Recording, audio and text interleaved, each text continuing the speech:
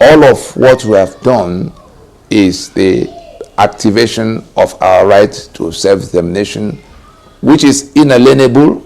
It doesn't depend on anybody agreeing with us, including the so-called federal government, including the so-called Fulani, including anybody at all, because what we're doing is under the instrument called the United Nations Declaration on the Rights of Indigenous Peoples, 2007, that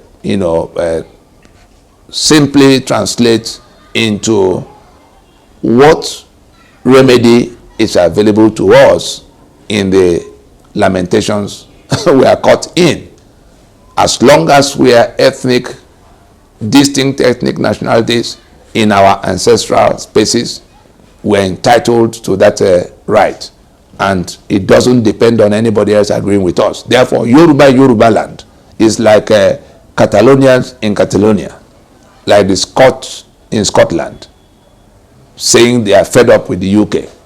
Let nobody frighten anybody with government is coming or anybody is coming. No, we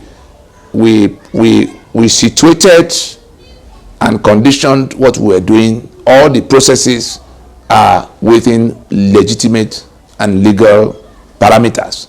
What we did on the 16th of December in 2020 is to invalidate the instrument by which Nigeria is convened, by which the governance of Nigeria is mandated and defined. But we're not anarchists, because we already indicated that if after 90 days these 5 demands are not met, we will reconsider our allegiance to that constitution.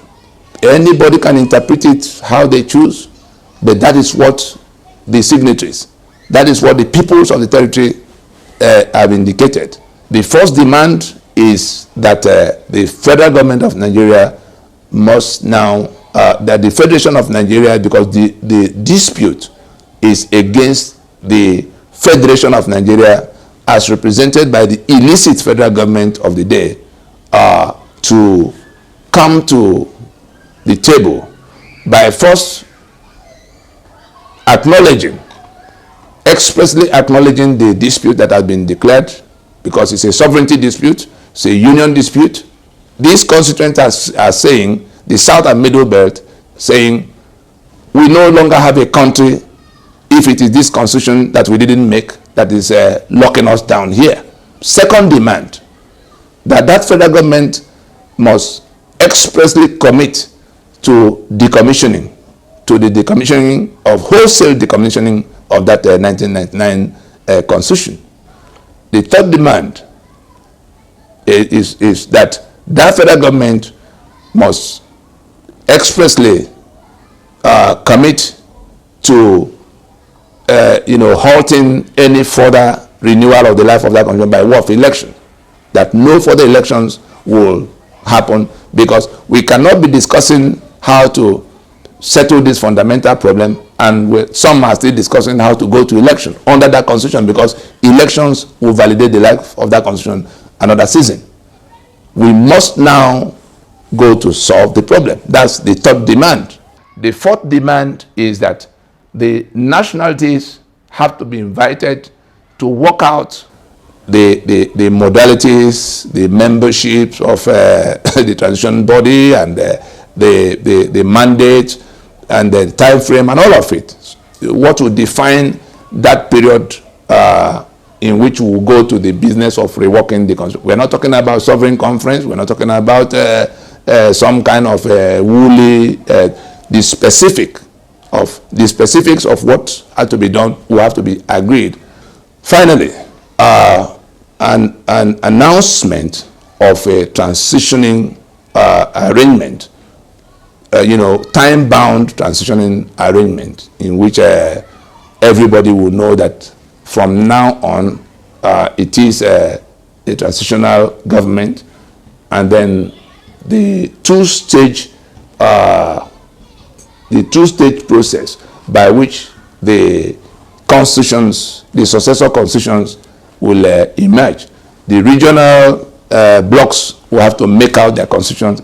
If we are still discussing a federation, The first thing is that those who were trapped in Nigeria against their will since 1967 will, in the first layer, in the first stage, work out their own constitution. The Yoruba will have their own constitution. The Lower Niger, that's the South, South, and Southeast, cooperating as ethnic nationalities, will have their own charter and constitution. And the Middle Belt, the same. They will go to referendum. There are people who have to recommit to being in any union before they go to the second stage of discussing the terms of the union. Let everybody understand it now, that what happened on the 16th of December was the invalidation of the illicit constitution that was imposed on them all this while, since 1999. And so, with that invalidation, that constitution is dead. And any further business will have to begin with recommitment to being in a union.